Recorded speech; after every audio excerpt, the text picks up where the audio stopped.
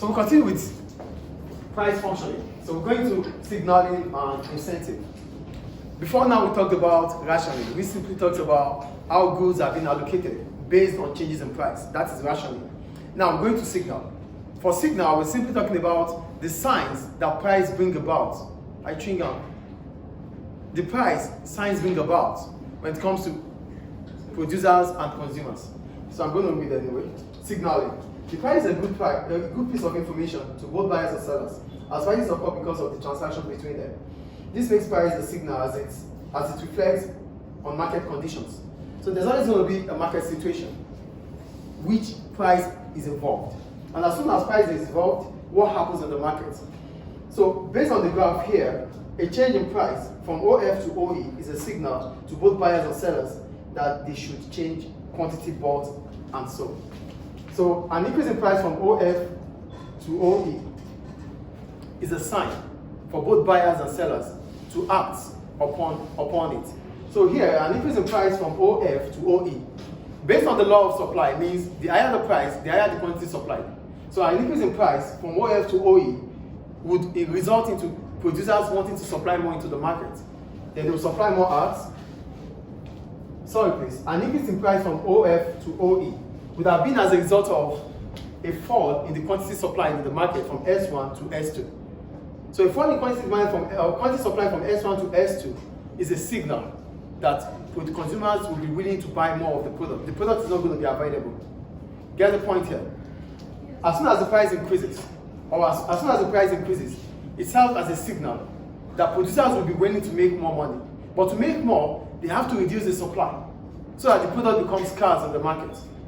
Get the point here? A price increase will bring about producers not wanting to produce more, based on the fact that consumers will be conscious about price. So what the first thing they try to do is to reduce the quantity supplied. So as soon as they reduce the quantity supplied, the product becomes scarce in the market. So then the price increases. Consumers will be willing to pay any amount for the product because the product is not available. Do you get the signal here? So that is for suppliers. And for consumers, as soon as price increases, it is also a signal for them to stop buying. Can you just stop writing, please? You're writing. You're pen down. As soon as price increases, it's also a signal to consumers to act upon. So they stop buying because the price is not affordable for them. So look at what I wrote here. From OF to OE, as soon as the price increases from OF to OE, the demand curve will move upward from AB to OA. Why? Because consumers do not have money. So it's showing it's a signal to them that they have to spend more. From what to what instead? From OB to OA. An increase in price from OF to OE will bring about a fall in quantity demanded. Why is there a fall in quantity demanded? There's a fall in quantity demanded because price is a signal to consumers that they should stop buying.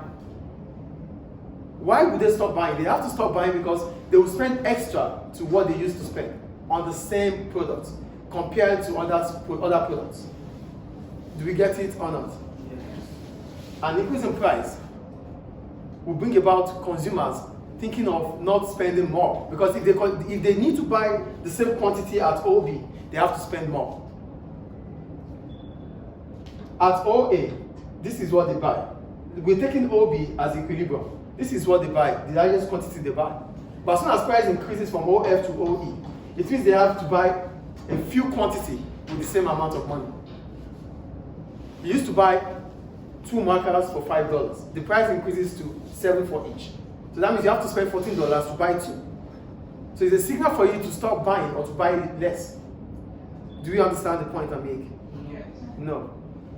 The last point. There's always a price, which serves as a sign for both consumers and producers. Price is a sign for consumers. When the price increases, they stop buying because they have to spend more. And when price reduces, it's a sign for them to change their ways of buying, to buy more. That is a price, a falling price or a rising price. It becomes a sign for consumers. If the price reduces, they buy more because it's a signal that they can buy more. If the price increases, they buy less because it's a signal for them that they're going to spend more than what they used to spend. And for producers, when the price increases, it's also a sign for them or a signal that they can produce more at that point in time. because as soon as price increases, their revenue would increase. That is a signal for suppliers. Then, when the price falls, it's also a signal for suppliers to change their supply in the market. That's about signal. Is it clear now? Yes. Then we go to incentive.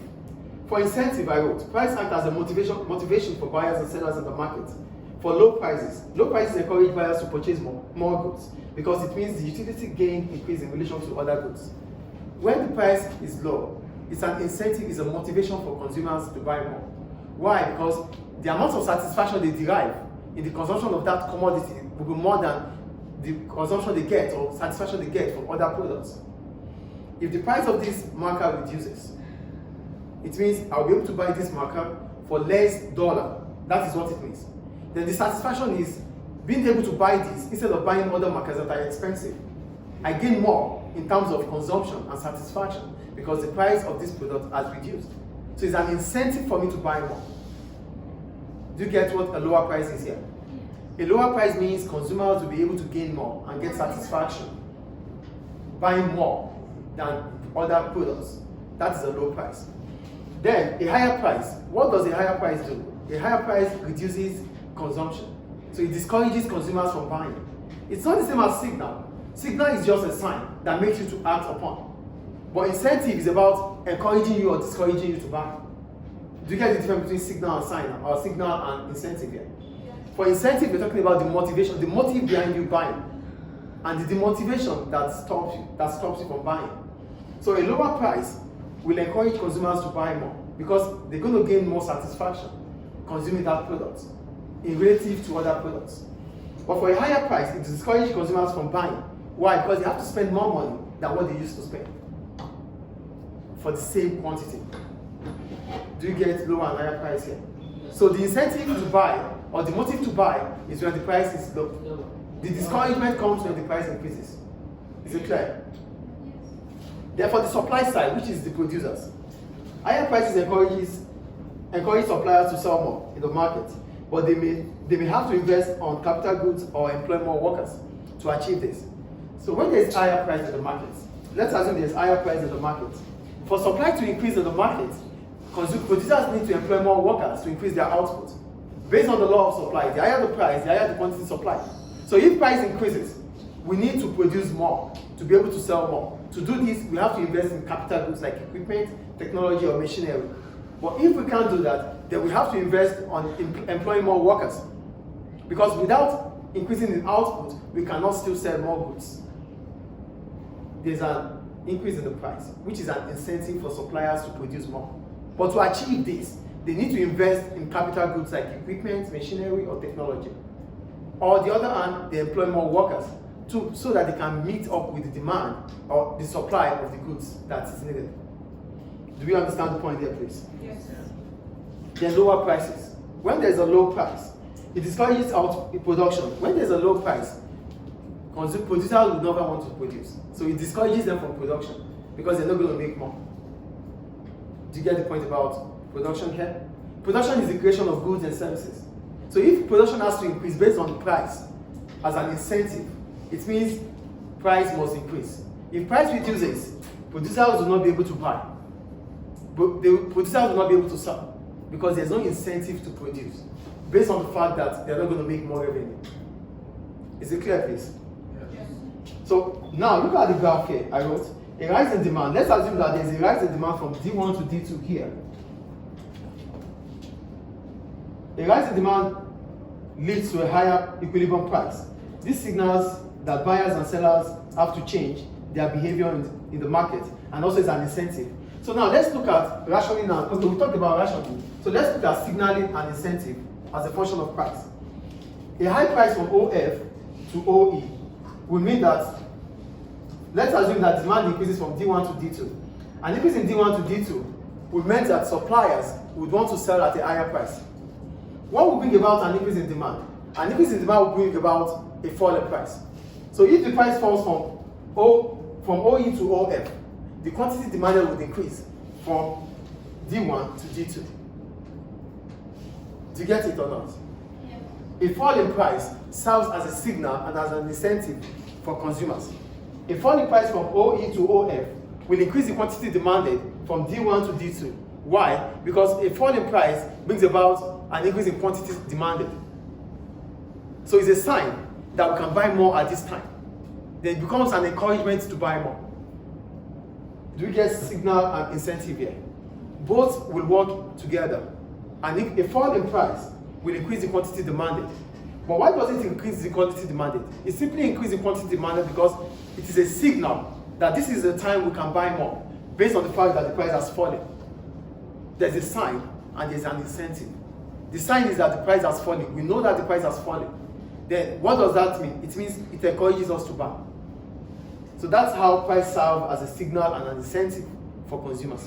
And for producers, a fall in price would stop them from producing.